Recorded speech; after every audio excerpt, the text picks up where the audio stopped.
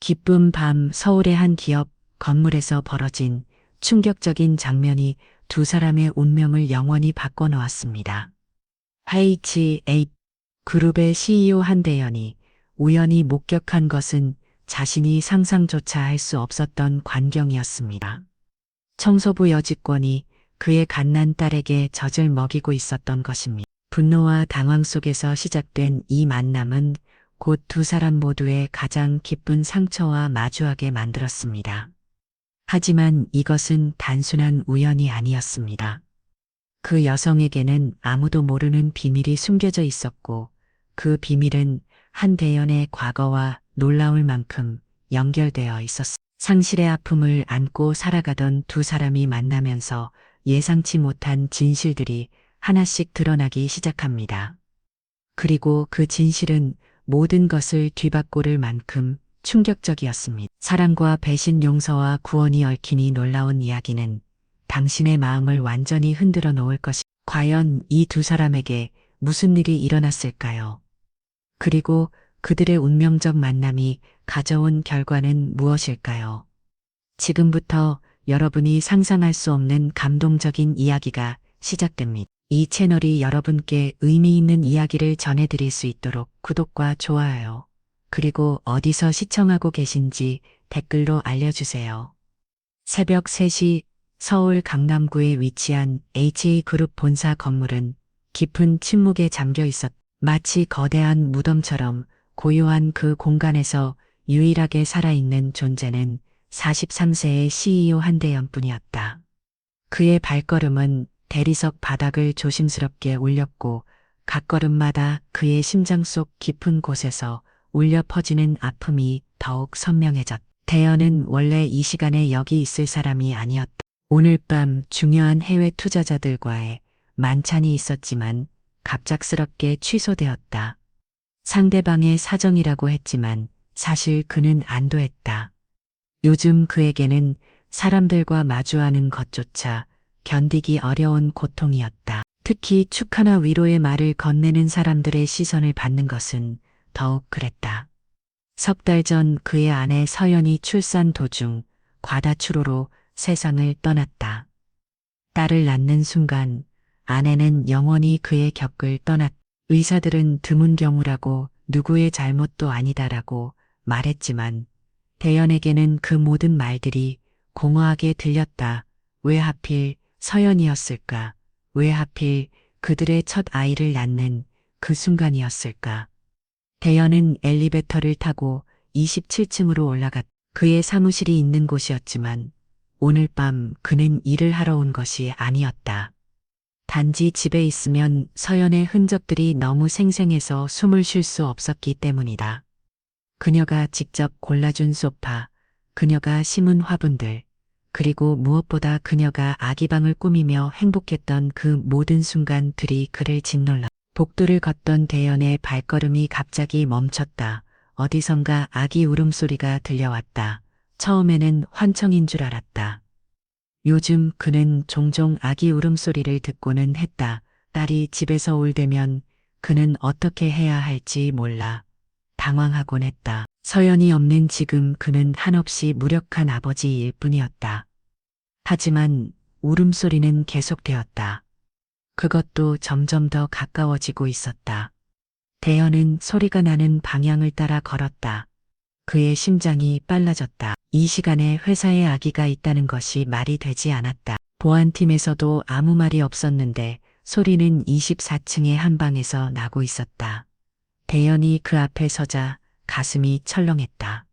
그곳은 바로 서연이 만들었던 직장만 케어센터였다.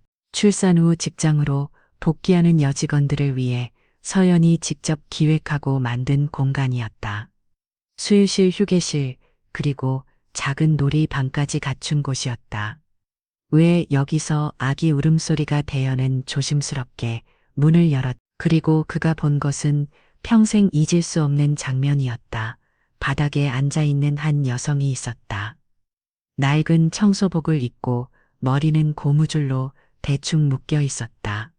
그녀의 얼굴은 피곤해 지쳐 있었고 옷은 구겨져 있었다. 하지만 그보다 더 충격적인 것은 그녀의 품에 안겨 있는 아기였다. 그것은 바로 대연의 딸이었다. 그 여성은 조심스럽게 옷깃을 열고 아기에게 젖을 물리고 있었다. 아기는 더 이상 울지 않았다. 오히려 평온해 보였다. 그 모습을 보는 순간 대연의 머릿속이 하얗게 변했다.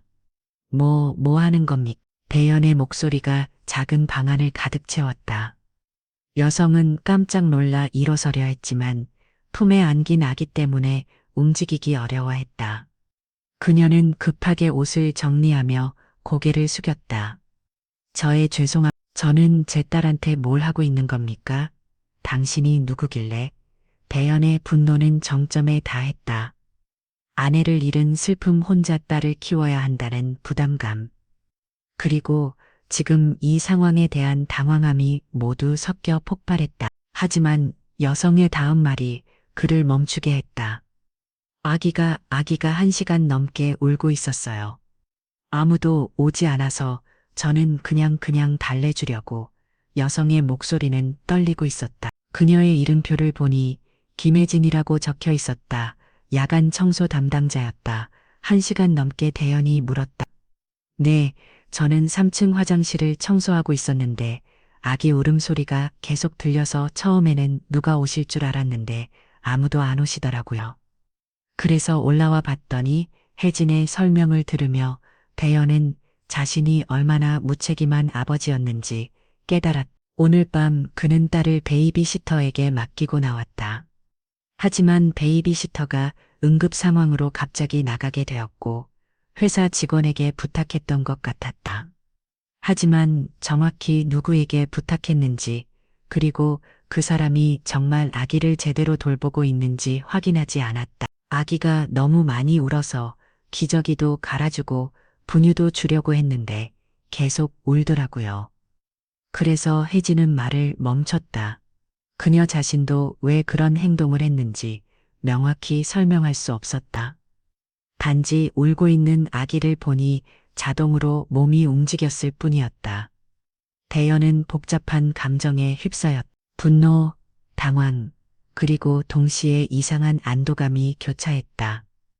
딸이 이렇게 평온해야 하는 모습을 본 것은 정말 오랜만이었다. 집에서는 항상 울기만 했는데 당신을 당장 해고 시키겠어. 이런 식으로 대연이 말을 하려는 순간 아기가 다시 울기 시작했다.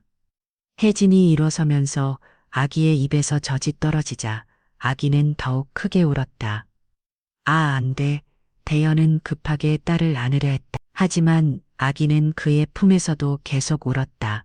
점점 더 격렬하게 울었다. 저희 딸이 요즘 잠을 잘 안 자고 밥도 잘 안 먹고 대연의 목소리에는 절망이 섞여 있었다. 혜진은 조심스럽게 말했다. 제가 다시 안 하더라도 될까요? 대연은 잠시 망설였다. 하지만 딸의 울음소리가 점점 더 커지자 결국 아기를 혜진은 게 건네주었다. 신기하게도 아기는 혜진의 품에 안기자마자 울음을 멈췄다. 그리고 다시 젖을 찾기 시작했다.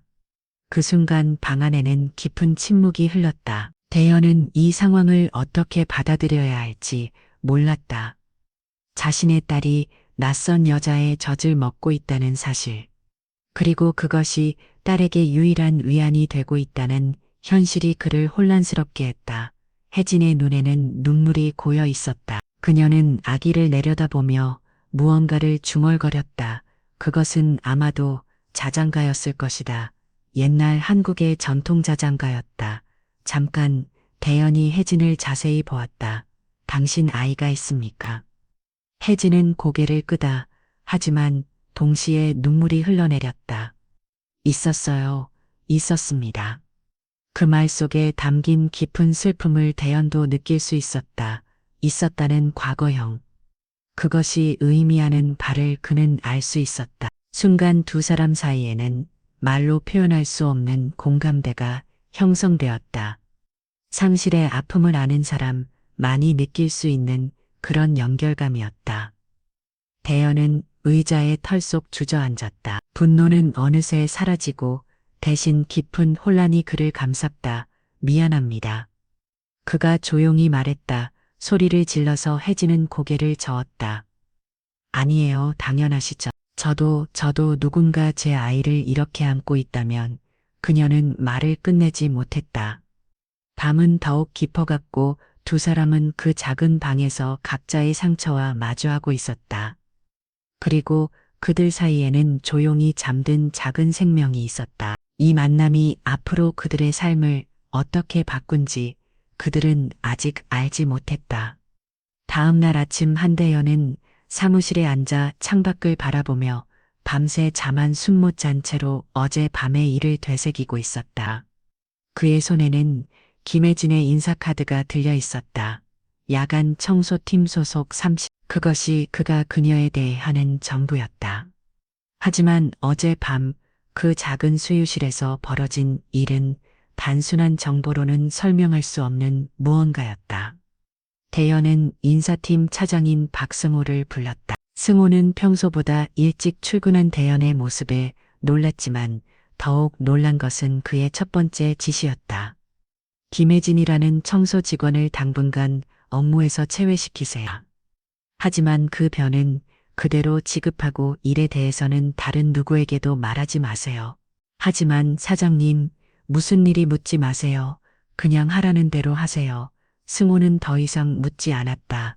하지만 그의 표정에는 의문이 가득했다. 청소 직원 개개인의 이름까지 기억하지 않던 대현이 갑자기 말단 청소 직원의 이름을 정확히 아는 것도 이상했고 업무 제외와 동시에 그 변은 지급하라는 것도 이해할 수 없었.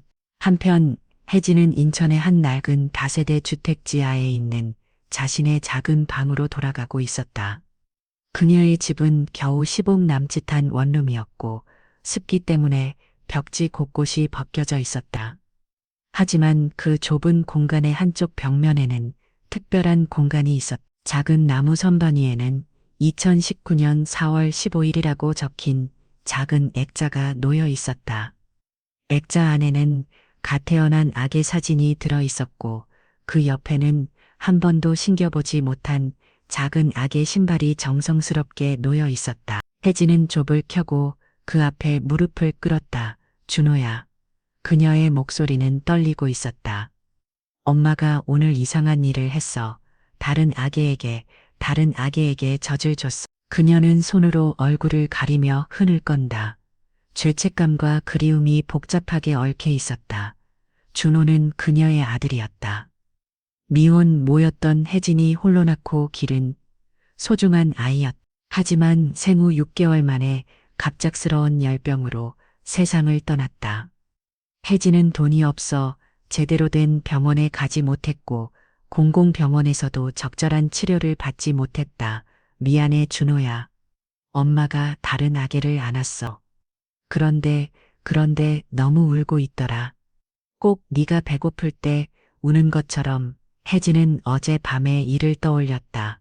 그 아기를 낳는 순간 마치 준호가 다시 돌아온 것 같은 착각이 들었다. 젖을 물리는 그 순간 잃어버린 모성애가 다시 살아나는 것을 느꼈다. 하지만 동시에 배신감도 있었다. 다른 아이에게 준호를 위해 간직했던 사랑을 나누어 준 것 같아서 그 시각 HJ그룹 본사에서는 또 다른 문제가 발생하고 있었다. 대현의 딸 소율이가 다시 울음을 터뜨린 것이 베이비씨 더 이모가 아무리 달래도 분유를 줘도 기저귀를 갈아줘도 소율이는 그치지 않고 울었다. 사장님, 아기가 계속 우시는데요. 어떻게 해야 할까요? 베이비시터가 전화로 말했다. 대현은 회의를 중단하고 급히 육아실로 갔다. 소율이는 얼굴이 빨갛게 달아오를 정도로 울고 있었다. 그는 딸을 안아버려 했지만 소율이는 그의 품에서도 계속 울었다. 이상하네요. 어제까지만 해도 이렇게 심하지 않았는데 베이비시터가 당황해했다. 하지만 대현은 알고 있었다. 소율이가 찾는 것이 무엇인지를. 어젯밤 그 여자의 품에서만 평온해했던 딸의 모습이 생생했다. 소아과 의사인 김민정 원장을 급히 불렀다. 민정은 대현의 대학 동기였고 소율이의 주치의이기도 했다. 대현아, 아기가 특정한 사람이나 환경에 애착을 보이는 것은 자연스러운 일이야. 특히 엄마를 잃은 상황에서는 더욱 그럴 수 있어. 아기가 어젯밤에 누구와 함께 있었다고 했지. 대연은 구체적으로 말할 수 없었다. 그냥 다른 사람이 돌봐줬는데 그 사람의 첫 냄새 심장 박동 소리가 튼 것들이 아기에게 안정감을 줬을 가능성이 높. 아기들은 생각보다 예민해서 한번 편안함을 느낀 환경이나 사람을 기억하고 찾게 돼. 민정의 말을 들으며 대연은 더욱 복잡해졌다. 딸이 그 여자를 찾고 있다는 것이 확실해졌다. 그날 후 대연은 인사팀에서 혜진의 개인 파일을 요청했다. 파일을 보는 순간 그의 표정이 굳어졌다. 혜진의 과거 기록에는 놀라운 사실이 적혀 있었다. 2019년 그녀는 서울시립병원을 상대로 의료과실 소송을 제기했었다. 아들의 죽음이 의료진의 부주의 때문이라고 주장했지만 결국 패소했다. 그리고 그 서울시립병원은 현재 HJ그룹의 의료 파트너사 중 하나였다. 이럴 수가. 대연은 파일을 내려놓고 머리를 감쌌다. 더 충격적인 것은 당시 소송 과정에서 혜진이 겪었던 일들이었다. 변호사비를 감당할 수 없어 국선 변호인을 선택했지만 제대로 된 변론을 받지 못했고 병원 측에서는 오히려 그녀를 무고죄로 역고발하겠다고 위협했다. 결국 혜진은 소송을 포기할 수밖에 없었고 막대한 소송 비용만 떠 환계도였다. 그래서 청소회를 하고 있는 거구나. 대연은 중얼거렸다. 그 순간 그의 휴대폰이 울렸다. 다시 베이비시터에 전화했다. 사장님 죄송하지만 아기가 정말 심하게 오는데요. 분유도 안 먹고 계속 토하고 혹시 병원에 가봐야 하는 거다니까요. 대연은 더 이상 견딜 수 없었다. 그는 결정을 내렸다. 30분 후 혜진의 집 앞에 검은색 체네시스가 섰다. 대연은 최소 내려 낡은 다세대 주택을 올려다봤다. 이곳이 그 여자가 사는 곳이라니 그와는 너무나 다른 세상이었다. 김혜진 씨, 인터폰을 누르며 말했다. 네, 누구세요? 현대연입니다. 잠깐 얘기할 수 있을까요? 잠시 침묵이 흘렀다. 그리고 문이 열렸다. 혜진은 평상복 차림으로 나타났다. 어젯밤의 청소복 차림과는 달랐지만 여전히 수수하고 조심스러운 모습이었다. 무슨 일로 제 딸이 계속 울고 있습니다. 대연이 직설적으로 말했다. 어젯밤 이후로 계속해지 내 얼굴에 놀람이 스쳤다. 그게 제가 뭘 어떻게 도와주세요? 대연의 목소리에는 절박함이 묻어 있었다. 제발. 혜진은 잠시 망설였다. 그리고 작은 목소리로 물었다. 정말 아기가 많이 아프나요?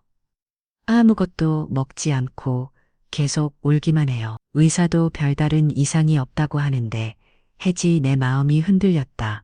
어머니의 본능이 깨어나고 있었다. 결국 그녀는 대연과 함께 회사로 향했다. 차 안의 침묵은 무거웠지만 두 사람 모두 같은 생각을 하고 있었다. 이 만남이 단순한 우연이 아닐 수도 있다는 것을. HJ그룹 본사 20층 육아실 앞에 도착했을 때 혜진의 심장은 마치 북소리처럼 요동치고 있었다. 엘리베이터 안에서의 침묵스러운 시간 동안 그녀는 계속해서 자신에게 물었다. 왜 여기 왔을까? 왜 이 남자의 부탁을 들어주고 있을까? 하지만 육아실 문을 열고 들어서는 순간 모든 의문은 사라지다. 소유리의 울음소리가 복도 끝까지 울려 퍼지고 있었다.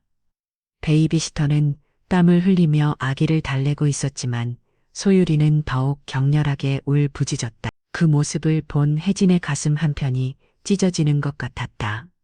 마치 준호가 아프던 그 마지막 밤에 울음소리가 다시 들리는 것 같았다.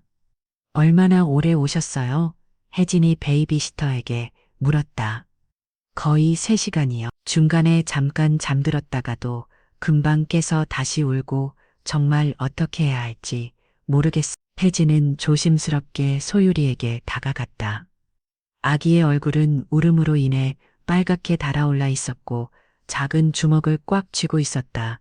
혜진이 손을 내밀자 신기하게도 소유리의 울음이 조금씩 잦아들기 시작했다.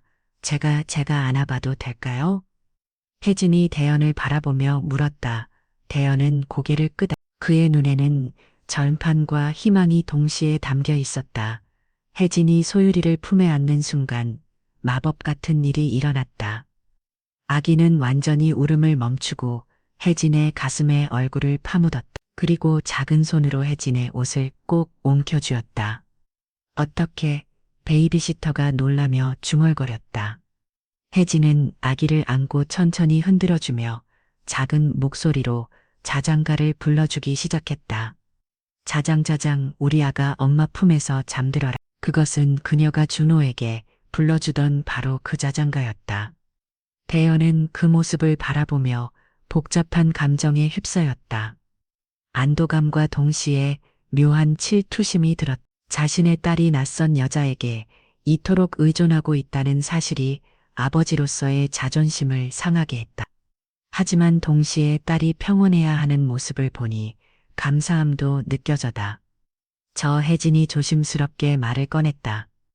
혹시 분유는 언제 드셨나요? 아침부터 거의 안 드셨어요.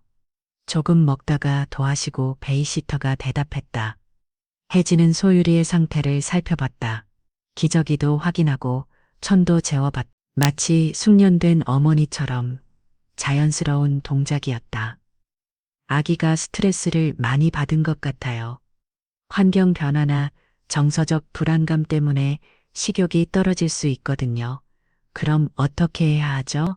대연이 물었다. 혜진은 잠시 망설였다. 그리고 용기를 내어 말했다. 당분간 제가 돌봐드릴까요? 아기가 안정을 찾을 때까지만. 그 순간 육아실 안에 정적이 흘렀다. 베이시터는 놀란 표정을 지었고 대연은 그녀의 제안을 어떻게 받아들여야 할지 몰랐다.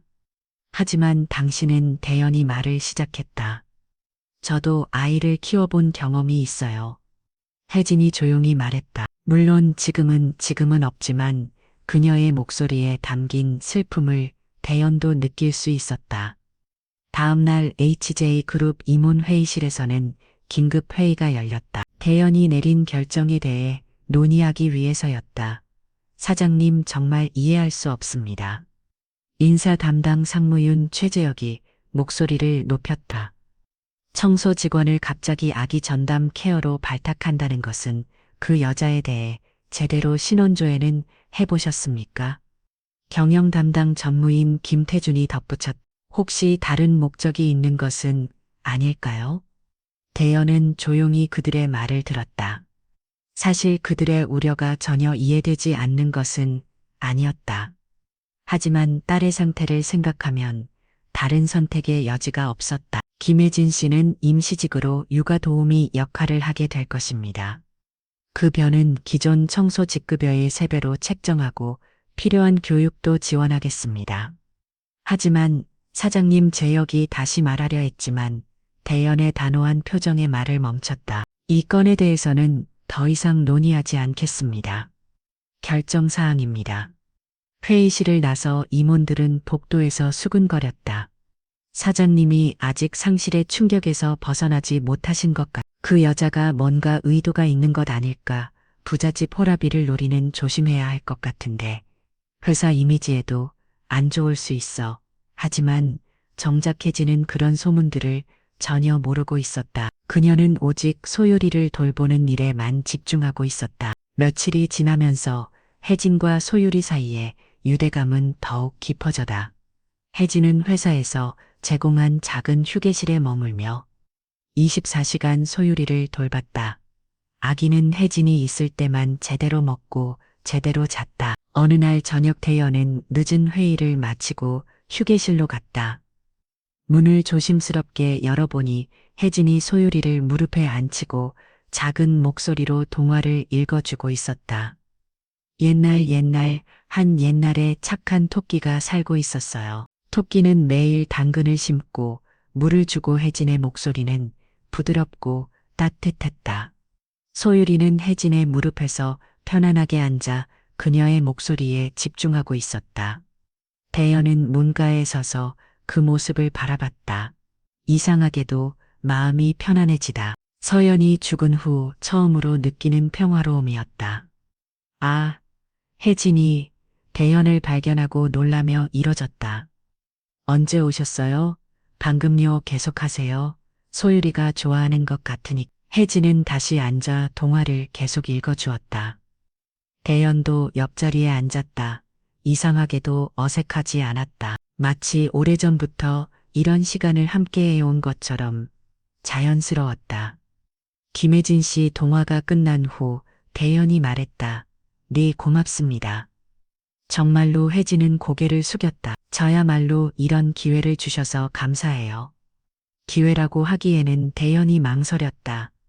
너무 힘들지 않으세요? 24시간 아기를 돌보는 게 혜진은 소율이를 내려다보면 미소를 지었다.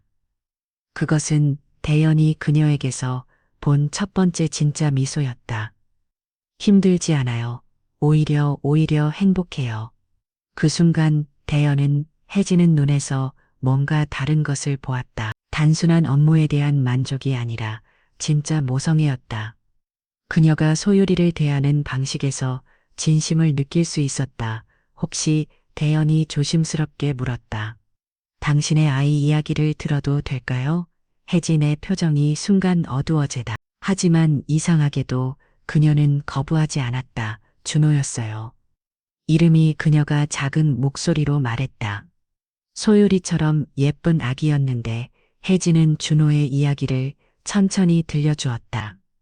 혼자 아이를 키우며 겪었던 어려움들, 아이가 아팠을 때의 절망감, 그리고 결국 아이를 잃은 그 참혹한 밤의 이야기까지 대연은 말없이 들었다. 그리고 그녀의 아픔이 얼마나 깊은지 이해할 수 있었다. 자신도 아내를 잃은 아픔을 겪고 있었지만 혼자서 아이를 키우다가 그 아이마저 잃는다는 것은 상상할 수도 없는 고통이었다. 미안해요. 대연이 말했다. 그런 일을 겪으셨는 줄 몰랐어요. 괜찮아요. 이제는 조금 나아져요. 소율이 덕분에. 그 밤, 두 사람은 처음으로 진정한 대화를 나눴다. 서로의 상처를 이해하고 서로의 아픔을 공감하는 시간이었다. 그리고 그들 사이에는 말로 표현할 수 없는 연결고리가 생기기 시작했다. 서울의 장마가 시작된 어느 목요일 밤, HJ그룹 본사는 평소보다 더욱 고요했다. 207층 휴게실에서는 혜진이 소율이를 재우기 위해 부드럽게 등을 토닥이고 있었다. 하지만 그녀의 얼굴은 평소보다 창백했고 입에는 식은땀이 맺혀 있었다. 자장자장, 우리 소율아. 혜진의 목소리는 떨리고 있었다. 며칠 전부터 그녀는 제대로 식사를 하지 못하고 있었다. 소율이를 돌보는 일에만 집중하느라 자신의 몸 상태는 전혀 돌보지 않았던 것이다. 소율이가 잠든 후 혜진은 조심스럽게 일어서려 했다. 하지만 갑자기 눈앞이 침침해지면서 몸이 휘청거렸다. 그녀는 균형을 잡으려 했지만 결국 바닥에 주저앉고 말았다. 혜진은 중얼거리 머리를 감쌌다. 어지러움이 심해지고 가슴이 답답해졌다. 그때 휴게실 문이 열렸다. 혜진 씨, 아직 안 주무세요? 대연이 들어오며 물었다. 그런데 혜진이 바닥에 앉아 있는 모습을 보고 놀랐다. 왜 그러세요? 어디 아프신가요? 아니에요. 잠깐 어지러워서 혜진이 일어서려 했지만 다시 휘청거렸다. 대연은 급히 혜진을 부축했다. 그녀의 몸이 평소보다 훨씬 가벼워진 것을 느꼈다. 그리고 그녀의 손이 차갑고 떨리고 있다는 것도 알았겠다. 병원에 가야겠어요. 지금 당장. 아니에요. 정말 괜찮아요. 소율이는 어떻게 혜진이 거부하려 했지만 대연은 이미 휴대폰으로 팩실9에 신고하고 있었다. 소율이는 제가 봅니다. 당신이 더 중요해. 구급차가 도착할 때까지 대연은 혜진을 소파에 높이고 젖은 수건으로 이마를 닦아주었다. 혜진은 의식을 잃지는 않았지만 계속해서 식은땀을 흘리고 있었다. 정말 미안해. 이런 폐를 끼쳐서 혜진이 힘없이 말했다. 무슨 소리예요? 당신이 소율이를 위해 얼마나 했어. 주는데 구급차에서 응급처치를 받는 동안 혜진은 계속해서 소율이 걱정을 했다. 대연은 그런 그녀를 보며 마음이 아팠다. 자신의 건강은 전혀 생각하지 않고 오직 아기만 걱정하는 모습에서 진정한 어머니의 마음을 보았다.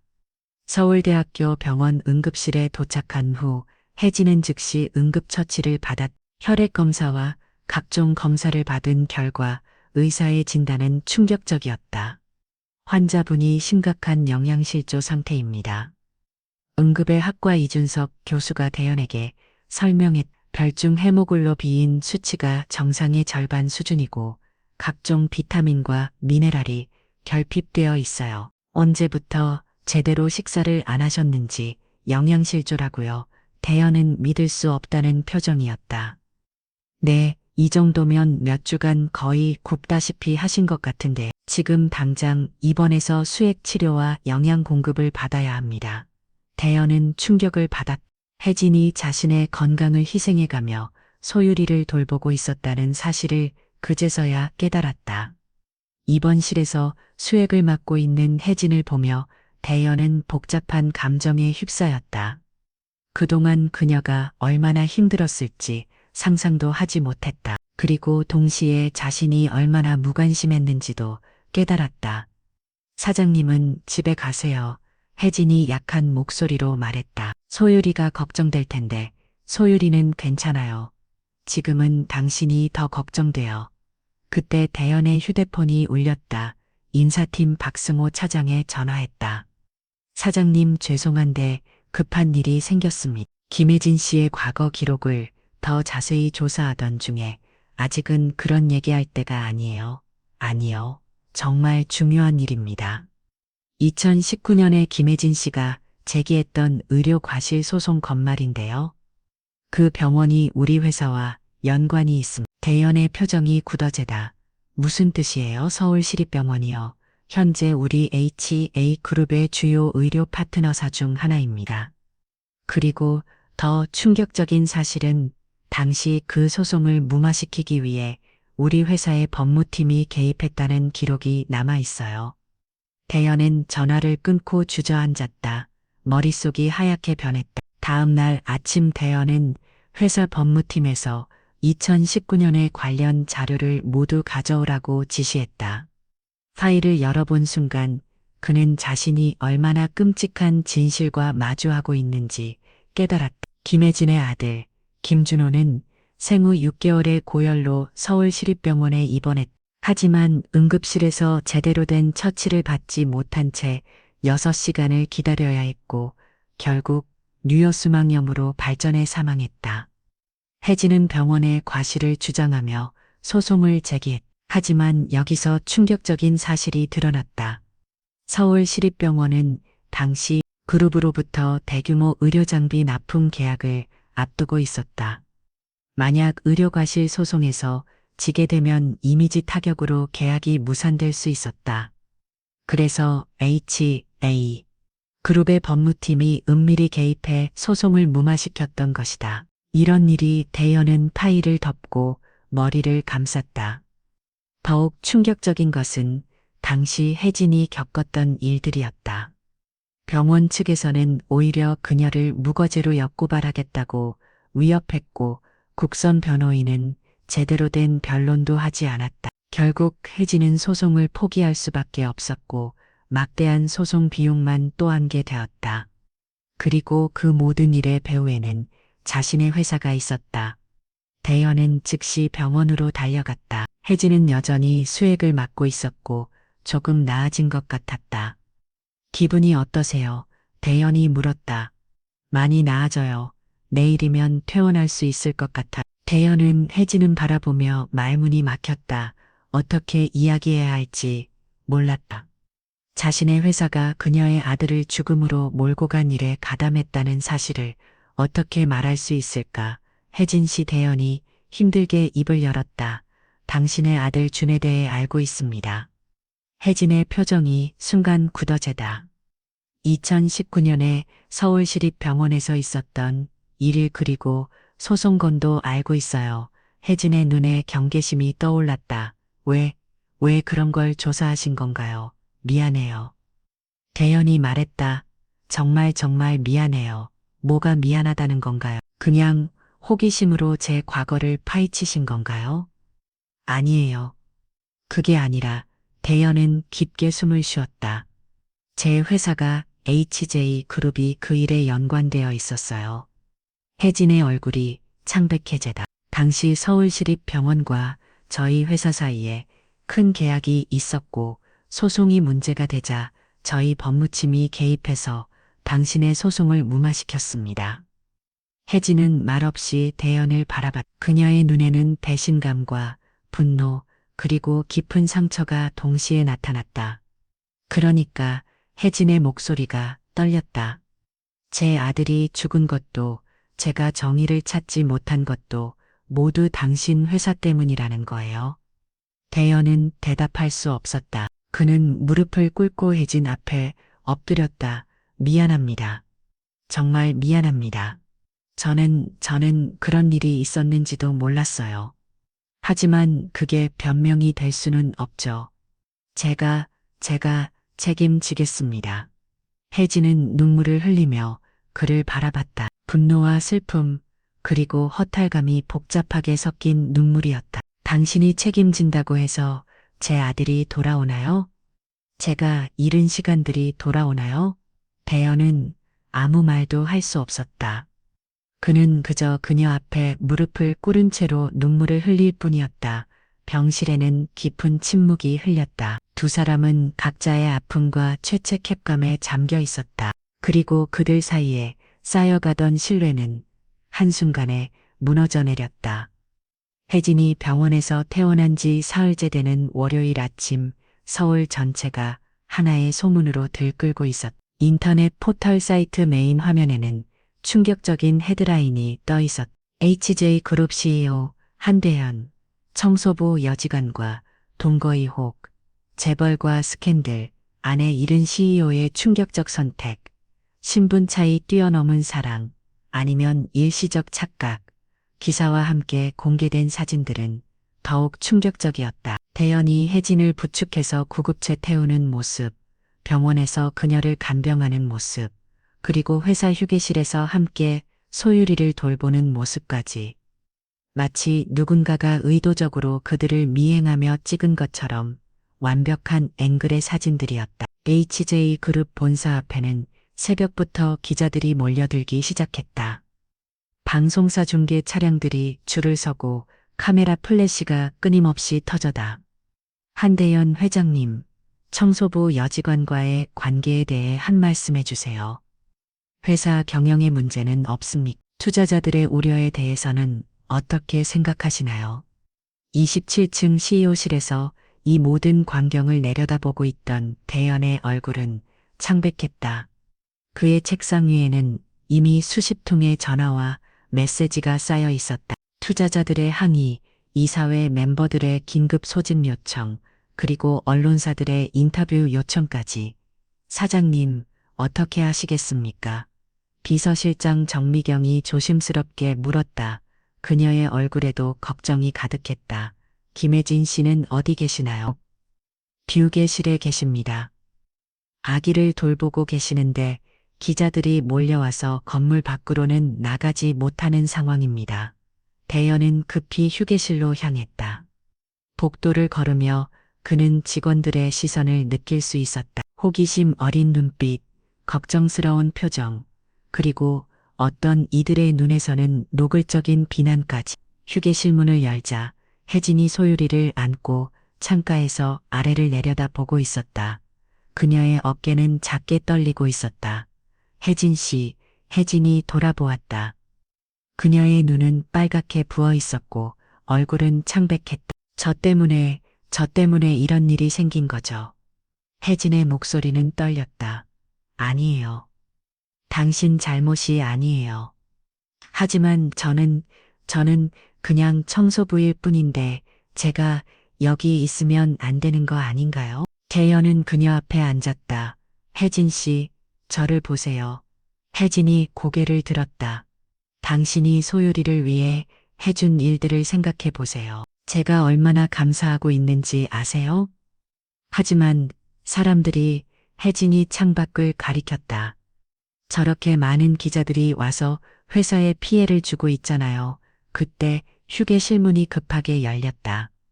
경영진 전체가 들어왔다. 최재혁 상무, 김태준 전, 그리고 다른 임원들까지. 사장님, 더 이상 이런 식으로는 안 됩니다. 재혁이 단호하게 말했다. 주가가 벌써 5% 떨어지고 투자자들이 불안해하고 있어요. 그리고 이사회에서 긴급 회의를 소집했습니다. 태준이 덧붙였다. 이 문제를 즉시 해결하지 않으면 사장님의 경영권에도 문제가 생길 수 있어요.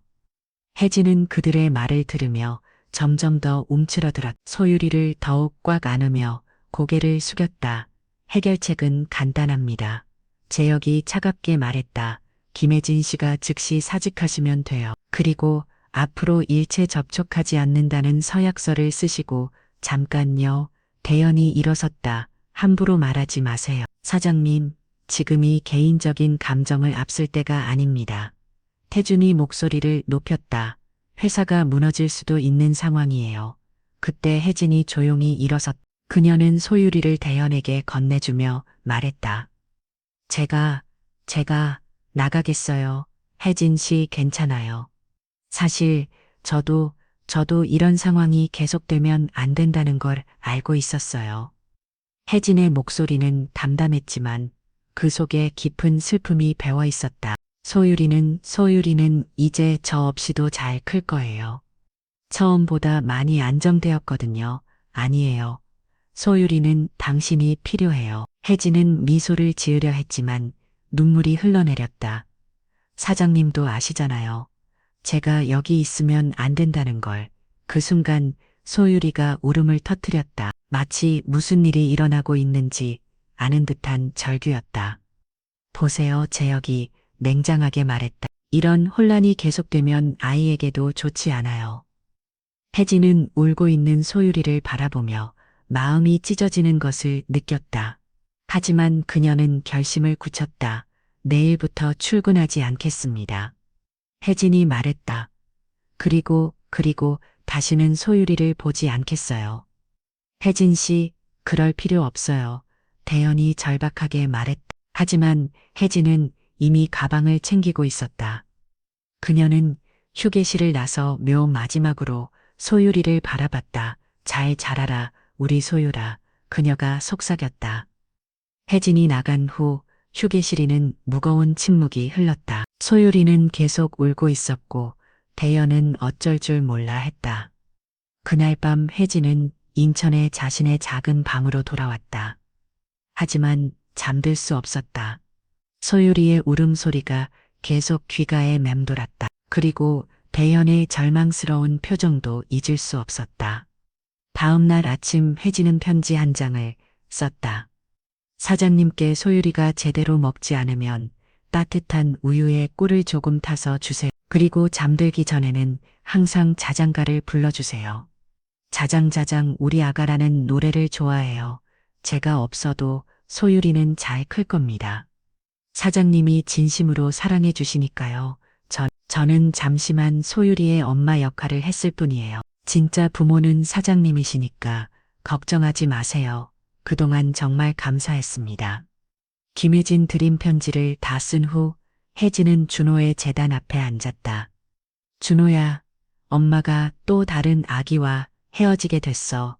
이번에는 더 왜냐하면 그 아기를 정말 사랑하게 됐거든. 한편 HA그룹에서는 더 큰 혼란이 일어나고 있었다. 혜진이 없어진 후 소유리는 아무것도 먹지 않고 계속 울기만 했다. 베이비시터를 여러 명 바꿔봐도 소용없었다. 대연은 회의도 취소하고 하루 종일 소유리를 돌봤지만 아기는 점점 약해져 갔다. 그날 저녁 대연은 혜진이 남긴 편지를 읽으며 눈물을 흘렸다. 그리고 깨달았다. 자신이 얼마나 소중한 것을 잃었는지를. 혜진 씨, 그가 혼자 중얼거렸다. 미안해요. 정말 미안해요. 하지만 이미 때는 늦었다. 혜진은 사라지고 소유리는 점점 더 약해져 가고 있었다. 그리고 대연은 다시 한번 혼자가 되었다. 혜진이 H레이 그룹을 떠난 지 사흘째 인천의 작은 원룸에서 그녀는 창밖을 바라보며 하루 종일 앉아 있었다. 텔레비전은 꺼져 있었고 휴대폰도 무음으로 해놓았다. 세상과 단절된 채 그녀는 오직 소율이 생각만 하고 있었다. 지금쯤 밥은 잘 먹고 있을까? 혜진이 혼자 말을 했다. 혹시 또 울고 있는 건 아닐까? 그녀의 가슴 한편에는 견딜 수 없는 그리움이 자리 잡고 있었다.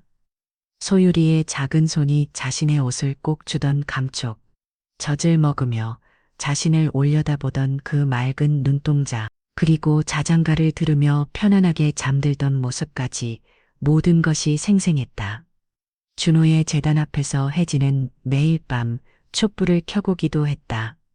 준호야, 엄마가 또 다른 아기를 사랑하게 됐어. 네가 미워할까? 하지만 하위지 그 아기를 보면 네가 생각나더라. 너처럼 예쁘고 너처럼 소중한 아기였어. 그 시각 HA그룹 본사, 이곁치그룹 본사 27층에서는 대연이 극한의 절망감에 빠져 있었다. 소율이는 혜진이 떠난 후 단 한 번도 제대로 먹지 않았다.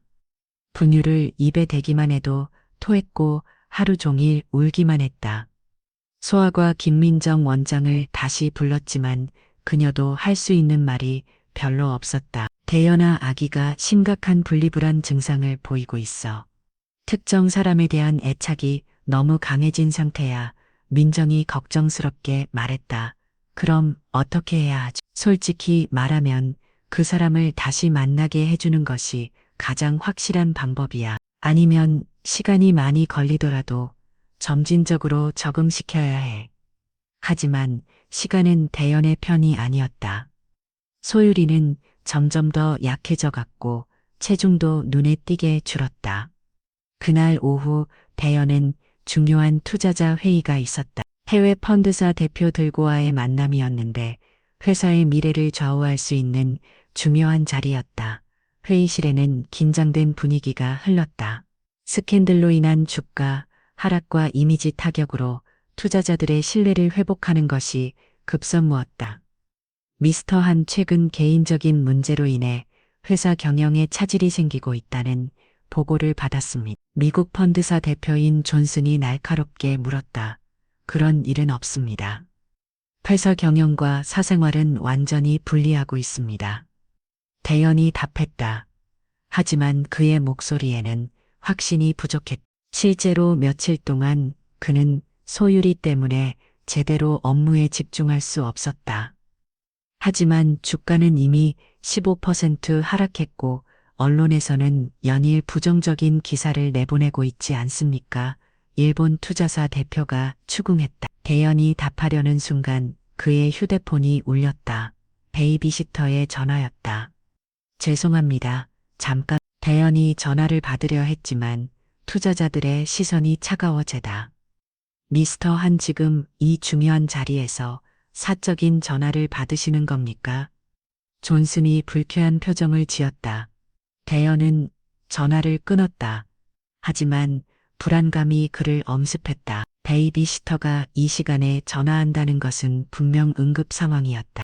회의가 계속되는 동안 대연의 휴대폰은 계속 울렸다. 문자 메시지도 연달아 왔다. 사장님 급합니다. 아기가 계속 토하고 있어요. 병원에 가야 할 것 같습니다. 사장님 정말 심각해요. 빨리 와주세요. 대연의 손이 떨리기 시작했다. 회의실의 모든 시선이 자신에게 쏠려 있었지만 딸이 위험하다는 생각에 다른 것은 보이지 않았다. 죄송합니다. 대연이 갑자기 일어섰다. 긴급 상황이 생겼습니다. 회의를 연기해야겠습니다. 미스터 리안 지금 무슨 말씀을 하시는 겁니까? 존슨이 화를 냈다. 저희가 한국까지 와서 하지만 대연은 이미 회의실을 나가고 있었다.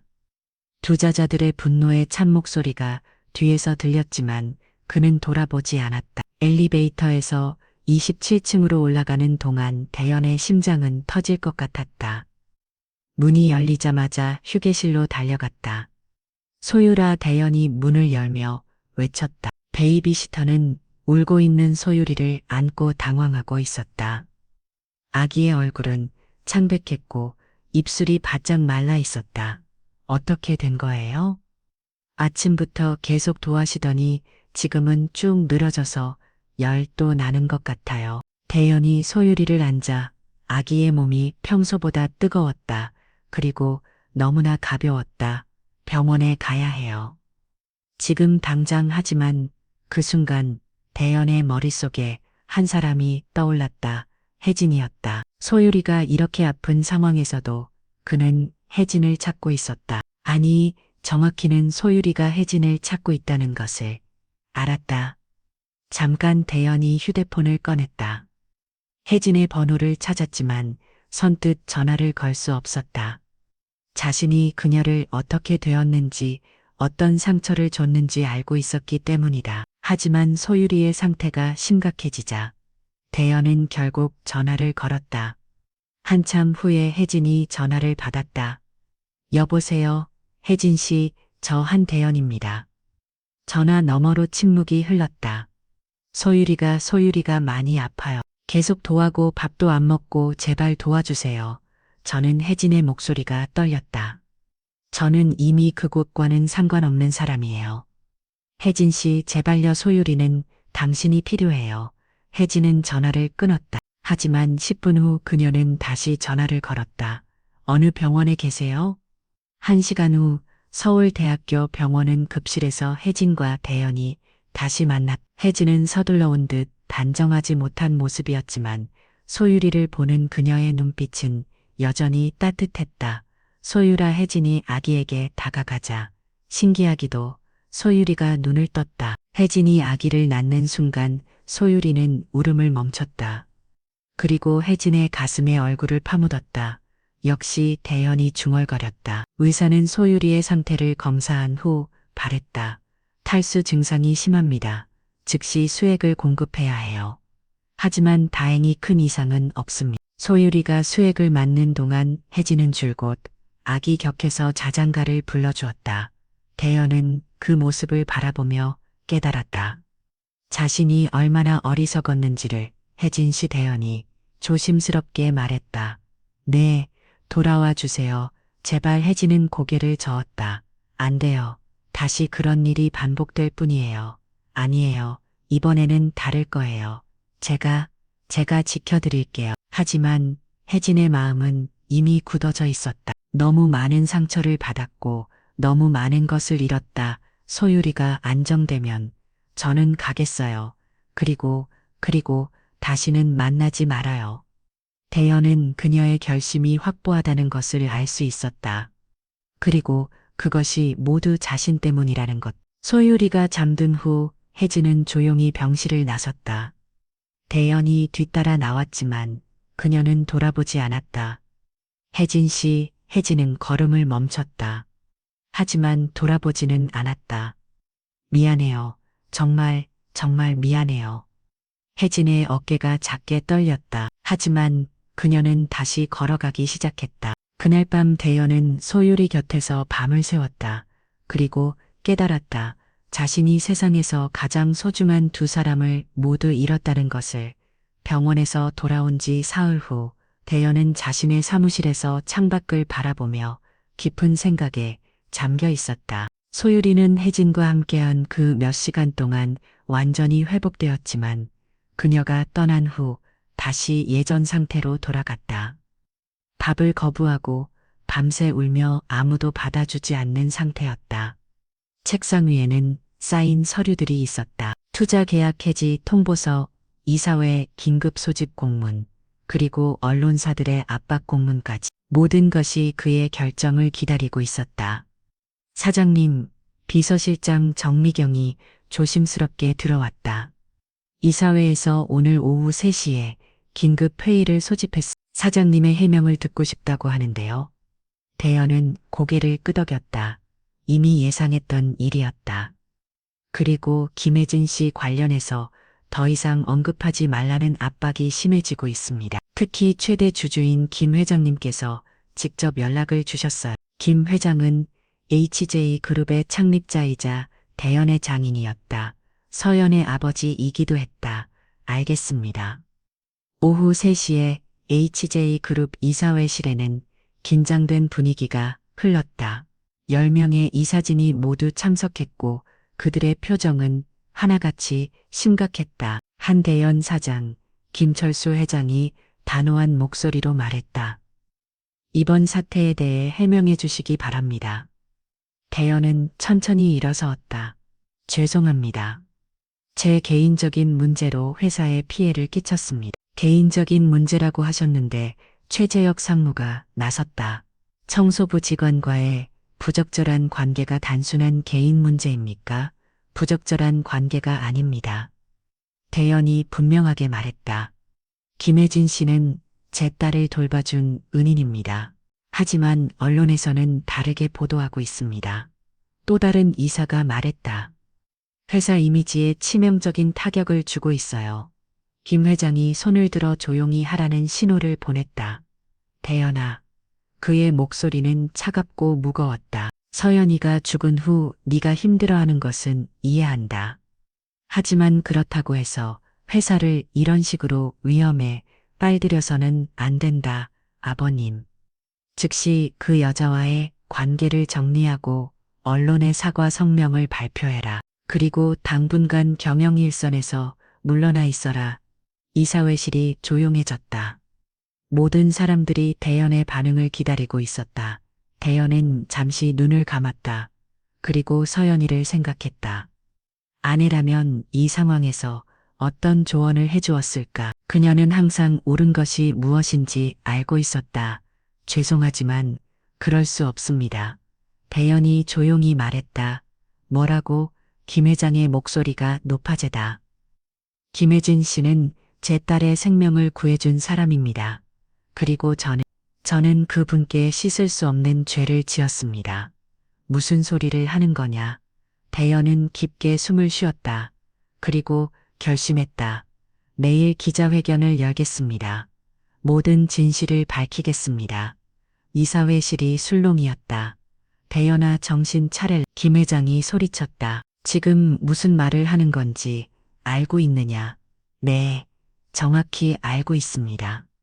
다음 날 오후 2시 H그룹 본사 1층 대강당에는 수백 명의 기자들이 몰려들었다. 방송사 생중계 카메라들이 설치되었고 온라인에서는 실시간으로 수만 명이 시청하고 있었다. 대연이 단상에 올라서자 플래시 세례가 쏟아지다. 그는 준비해온 원고를 내려놓고 마이크 앞에 서었다. 안녕하십니까? HA그룹 CEO 한대연입니다. 그의 목소리는 떨리지 않았다. 오히려 평소보다 더 단호하고 명확했다. 오늘 이 자리에선 이유는 최근 언론에 보도된 내용에 대해 진실을 말씀드리기 위해서입니다. 기자들이 조용해지다. 김혜진 씨와 저는 부적절한 관계가 아닙니다. 그분은 제 딸의 생명을 구해준 은인입니다. 대연은 천천히 그러나 명확하게 그동안의 일들을 설명하기 시작했다. 아내를 잃은 슬픔, 혼자 딸을 키우는 어려움, 그리고 혜진과의 만남까지. 제 딸 소유리는 태어나자마자 어머니를 잃었습니다. 그리고 저는 아버지로서 무능했습니다. 딸이 우는 이유도 몰랐고 어떻게 달래야 하는지도 몰랐습니다. 그의 목소리에 감정이 배어나기 시작했다. 그런 제 딸을 김혜진 씨가 구해주셨습니다. 그분이 아니었다면 소유리는 어떻게 되었을지 모릅니다. 강당이 정적에 휩싸였다. 하지만 저는 김혜진 씨에게 큰 죄를 지었습니다. 대연은 잠시 멈춰서서 마음을 다잡았다. 2019년 김혜진 씨는 6개월 된 아들을 잃었습니다. 의료진의 부주의로 인해서였습니다. 그분은 정의를 찾기 위해 소송을 제기했지만 우리 HJ그룹이 그 소송을 무마시켰습니다. 기자들 사이에서 옹성거림이 일어났다. 우리 회사의 이익을 위해 한 어머니의 정의로운 싸움을 짓밟았습니다. 그리고 그 결과 김혜진 씨는 아들을 잃은 슬픔뿐만 아니라 정의마저 잃어야 했습니다. 대연의 눈에 눈물이 고였다. 저는 오늘 이 자리에서 김혜진 씨께 공개적으로 사과드립니다. 그리고 우리 HJ그룹이 저지른 잘못에 대해서도 사과드립니다. 그는 깊게 고개를 숙였다. 김혜진 씨는 제가 한 일을 알고도 제 딸을 구해주셨습니다. 자신에게 상처를 준 사람의 딸을 목숨처럼 사랑해 주셨습니다. 이것이 바로 진정한 인간의 모습이라고 생각합니다. 강당한 이 완전히 조용해져다. 저는 오늘부터 CEO직에서 물러나겠습니다. 그리고 앞으로는 아버지로서 그리고 한 인간으로서 살아가겠습니다. 기자들이 술농이기 시작했다. 마지막으로 김혜진 씨께 부탁드립니다. 대연이 카메라를 직접 바라보며 말했다. 제 딸 소율이는 당신이 필요합니다. 그리고 저도 당신이 필요합니다. 제발 돌아와 주세요. 이번에는 제가 당신을 지켜드리겠습니다. 그의 목소리가 떨렸다.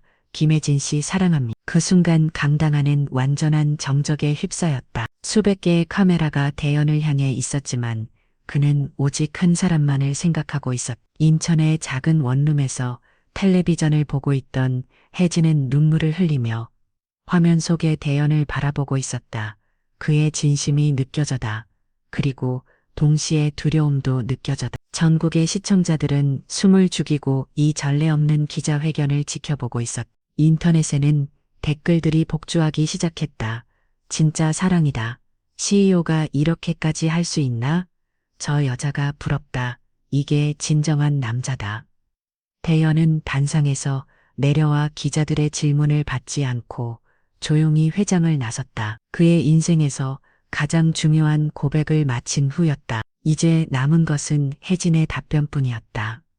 6개월 후 서울의 가을이 깊어가는 10월의 어느 오후 마포구의 작은 동네 문화센터에서는 특별한 수업이 진행되고 있었다.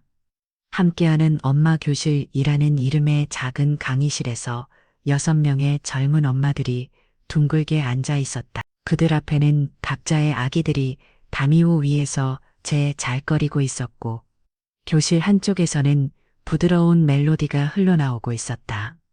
자, 이제 우리 아기들과 함께 산토끼 노래를 불러볼까요? 교실 앞에 서 있는 여성의 목소리는 따뜻하고 부드러웠다. 김혜진이었다. 그녀는 예전보다 훨씬 건강해 보였고 얼굴에는 평온한 미소가 떠올라 있었다. 머리는 단정하게 묶여 있었고 소박하지만 깔끔한 원피스를 입고 있었다. 산토끼 토끼야 어디를 가느냐. 혜진이 노래를 시작하자 엄마들도 하나 둘 따라 불렀다. 아기들은 엄마들의 목소리에 맞춰 온 가리를 했고 어떤 아기는 손뼉을 치기도 했다. 김 선생님, 정말 신기해요. 우리 민준이가 집에서는 이렇게 조용히 있지 않는데 28살쯤 되어 보이는 젊은 엄마가 말했다. 혜진은 미소를 지으며 대답했다. 아기들은 엄마의 마음을 다 느껴요. 엄마가 편안하면 아기도 편안해지는 거예요. 수업이 끝난 후 혜진은 교실을 정리하며 창밖을 바라봤다. 문화센터 박작은 공원에서는 아이들이 뛰어넣고 있었고 벤치에는 할머니들이 앉아 담소를 나누고 있었다. 평범하지만 따뜻한 일상의 모습이었다. 선생님, 문화센터 관장인 박 여사가 들어왔다. 오늘도 수고 많으셨어요. 어머니들이 모두 선생님 수업을 정말 좋아하시는 것 같아요. 감사해요. 저도 정말 행복해요. 혜진의 말은 진심이었다. 6개월 전 그 충격적인 기자회견 이후 그녀의 삶은 완전히 바뀌었다. 처음에는 언론의 관심과 사람들의 시선이 부담스러웠지만 시간이 지나면서 새로운 삶을 찾아갔다. 대연의 공개 사과와 고백 이후 여론은 급격히 바뀌었다. 사람들은 혜진을 동정하거나 불쌍하게 여기는 것이 아니라 진정한 사랑의 힘을 보여준 여성으로 바라보기 시작했다. 그리고 많은 사람들이 그녀를 응원하고 지지했다. 혜진은 그 관심을 다른 곳으로 돌렸다. 자신과 같은 상황에 처한 미혼 모델과 홀부 모델을 위한 일을 시작한 것이다. 처음에는 작은 상담 활동으로 시작했지만 점점 더 많은 사람들이 그녀를 찾았고 결국 이 작은 문화센터에서 정식으로 수업을 열게 되었다. 문화센터를 나서는 혜진의 앞에 익숙한 검은색 차가 서 있었다. 차에서 내린 사람은 한대현이었다. 그는 캐주얼한 청바지와 니트를 입고 있었고 어깨는 기저귀 가득 큰 가방을 메고 있었다. 그리고 그의 품에는 소율이가 안겨 있었다. 어머, 소율아. 혜진의 얼굴이 밝아제다. 소율이는 혜진을 보자마자 팔을 벌리며 웃었다. 이제 10개월이 된 소율이는 예전보다 훨씬 커졌고 통통한 볼과 맑은 눈동자를 가진 건강한 아기로 자라나 있었다. 혜진 씨. 대현이 조심스럽게 인사했다. 수업 잘 끝내셨어요? 네. 소율이는 어때요? 건강하죠? 네, 덕분에 아주 건강해요. 대현과 혜진 사이에 관계는 복잡했다. 그 기자회견 이후 두 사람은 천천히 다시 가까워지기 시작했다. 하지만 예전처럼 급하게 서두르지 않았다. 서로의 상처를 이해하며 조심스럽게 신뢰를 쌓아가고 있었다. 오늘은 특별한 곳에 가려고 해요. 대현이 말했다. 함께 가실 수 있을까요? 혜진은 잠시 망설였다. 하지만 소율이가 자신을 보면 웃는 모습을 보니 거절할 수 없었다. 어디로 가시는데요? 조금 있으면 알게 될 거예요. 차는 서울 외곽으로 향했다. 1시간 정도 달린 후 작은 언덕 위의 공원 묘지에 도착했다. 혜진은 이곳이 어딘지 직감적으로 알 수 있었다. 서연 씨가 혜진이 조심스럽게 물었다. 네 아내가 여기 잠들어 있어요. 대현은 소율이를 안고 천천히 걸었고 혜진이 그 뒤를 따라했다. 언덕 중턱의 조용한 곳에 하얀 대리석으로 만든 아담한 묘비가 서 있었다. 묘비 앞에는 신선한 꽃들이 놓여 있었고 작은 사진 한 장이 정성스럽게 모셔져 있었다. 사진 속의 여성은 아름다웠다. 따뜻한 미소를 지으며 카메라를 바라보고 있는 모습에서 생전의 온화한 성격을 침착할 수 있었다. 서연아. 대현이 묘비 앞에 무릎을 꿇으며 말했다. 소율이 데리고 왔어. 그리고 네가 만나고 싶어 했던 분도 함께 왔어. 혜진은 서연의 사진을 보며 가슴이 뭉클해제다. 이 여성이 있었기에 지금의 소율이가 있고 지금의 자신도 있는 것이었다. 안녕하세요. 혜진이 조용히 인사했다. 저는 김혜진이에요. 소율이를 정말 사랑해요. 대현은 소율이를 혜진에게 건네주었다. 소율이는 혜진의 품에서 편안하게 웃으며 작은 손으로 혜진의 머리카락을 만지자 꺼렸다. 서연 씨. 혜진이 묘비를 바라보며 말했다. 소율이는 정말 예쁘게 자라고 있어요. 그리고 당신을 닮아서 마음 시도착해요. 대현은 그 모습을 바라보며 깊은 감동을 느꼈다. 아내와 혜진, 그리고 자신과 소율, 이 네 사람이 만들어낸 특별한 인연을 느낄 수 있었다. 혜진 씨. 대현이 조심스럽게 말했다. 저희 가족이 되어주실 수 있을까요? 혜진은 소율이를 아는 채로 대현을 바라봤다. 그의 눈에는 진심이 담겨 있었다. 하지만 저는 혜진이 말을 시작했다. 과거는 중요하지 않아요. 대현이 말했다. 중요한 건 지금이고 앞으로예요. 소율이는 당신이 필요하고 저도 당신이 필요해요. 혜진은 소율이를 내려다봤다. 아기는 그 열을 보며 환하게 웃고 있었다. 마치 모든 것을 이해하고 있다는 듯한 표정이었다. 소율아. 혜진이 아기에게 속삭였다. 엄마가 되어줘도 될까? 소율이는 대답하는 듯 더욱 크게 웃었다. 해가 서쪽으로 기울어가는 세 사람은 서연의 묘비 앞에서 조용한 시간을 보냈다. 사람이 살랑 불어와 나무숲들을 흔들었고 어디선가 새들의 지저김이 들려왔다. 서연아. 대현이 다시 묘비에 말했다. 우리 잘 살아볼게. 소율이도 잘 키울게. 그리고 혜진 씨와 함께 행복하게 살아볼게. 그 순간 혜진은 자신의 가슴속에서 무언가가 따뜻하게 흘러나오는 것을 느꼈다. 오랫동안 잃어버렸다고 생각했던 행복에 대한 희망이었다. 준호야. 혜진이 마음속으로 자신의 아들에게 말했다. 엄마가 또 다른 가족을 만났어. 네가 보내준 선물 같은 가족이야. 고마워 우리 아들아. 돌아가는 길에 소율이는 혜진의 품에서 편안히 잠들었다. 차창 밖으로는 서울의 야경이 흘러갔고 세 사람은 조용한 행복에 젖어 있었다. 몇 달 후 작은 결혼식이 열렸다. 화려하지 않은 소박한 결혼식이었지만 진심 어린 축복으로 가득했다. 혜진은 흰 드레스 대신 수수한 한복을 입었고 대연은 전통 한복으로 차려입었다. 그리고 소율이는 작은 한복을 입고 혜진의 품에서 웃고 있었다. 결혼식에는 혜진의 수업을 듣던 엄마들과 문화센터 사람들, 그리고 HHA 그룹의 몇몇 직원들이 참석했다. 많지 않은 하객들이었지만 모두가 진심으로 두 사람의 행복을 빌어주었다. 이제 정말 가족이 되었네요. 혜진이 대연에게 말했다. 네, 이제 시작이에요. 그들의 새로운 삶이 시작되었다. 때로는 어려움도 있었고 과거의 상처가 아무를지 않을 때도 있었다. 하지만 세 사람은 서로를 이해하고 사랑하며 진정한 가족이 되어갔다. 혜진은 계속해서 문화센터에서 수업을 했고 대연은 작은 사회적 기업을 차려 의미 있는 일을 했다. 그리고 소율이는 두 사람의 사랑 속에서 건강하고 행복하게 자라났다. 가끔 혜진은 준호의 재단 앞에 앉아 이야기를 나누고는 했다. 준호야, 엄마가 행복해. 너도 하늘에서 행복하게 지내고 있지. 소율이가 내 동생 같아. 너희 둘 다 엄마의 천사야. 그리고 서연의 묘지에도 자주 찾아갔다.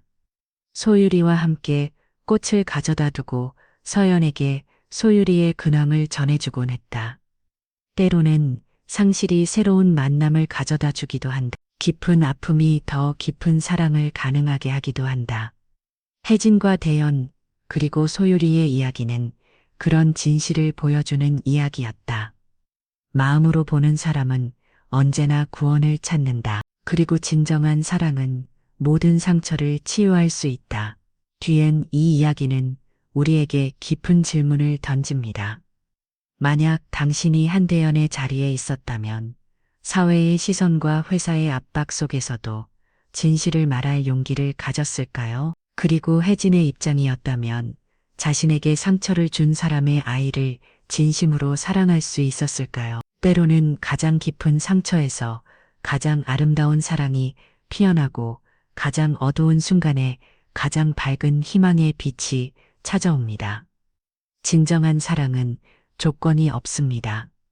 신분의 차이도 과거의 상처도 세상의 편견도 그것을 막을 수 없습니다. 혜진이 보여준 무조건적인 모성애와 대연이 선택한 용기 있는 고백은 우리에게 말해줍니다. 사랑은 때로 우리가 예상치 못한 모습으로 찾아오며 그 사랑을 받아들이는 것이야말로 진정한 용기라는 것을 상실의 아픔 속에서도 새로운 희망을 찾을 수 있고 서로 다른 상처를 가진 사람들이 만나 완전한 치유를 경험할 수 있다는 것을 이 이야기가 여러분의 마음에 작은 씨앗이 되어 일상 속에서 만나는 모든 사람들을 조금 더 따뜻한 시선으로 바라볼 수 있기를 바랍니다. 더 많은 감동적인 이야기로 찾아뵙겠습니다. 구독과 좋아요, 그리고 주변 분들과의 공유 부탁드립니다.